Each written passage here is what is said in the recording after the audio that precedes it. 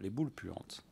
Aujourd'hui, de toute façon, le procès médiatique est généralement beaucoup plus puissant que celui de l'instruction judiciaire. Mais le procès médiatique peut être amplifié par la mise en cause et l'expression de la mise en cause judiciaire.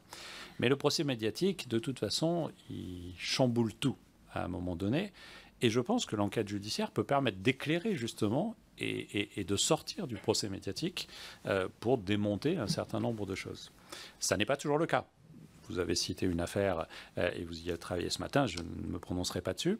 Mais voilà. Mais ce que je veux dire, c'est que de toute façon, le procès médiatique est beaucoup plus fort.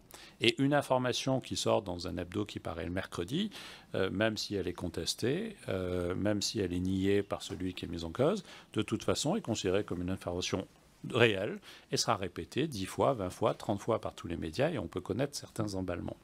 Et puis, quelques mois plus tard, l'enquête judiciaire ou une commission d'enquête parlementaire, par exemple, pourra expliquer les faits et pourrait rétablir la vérité malgré le procès médiatique. Et pourtant, le procès médiatique a fait son office. Après, je sais qu'il y a des usages. Je sais que les magistrats sont des gens intelligents. Je parlais de la proportionnalité de leurs actes aussi. Et donc, ils savent éviter, sauf s'il y a un risque d'ordre public ou de fuite, etc.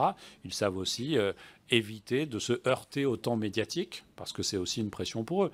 Donc, mais ça relève, je crois, de l'appréciation du magistrat, de l'intelligence d'appréciation du magistrat,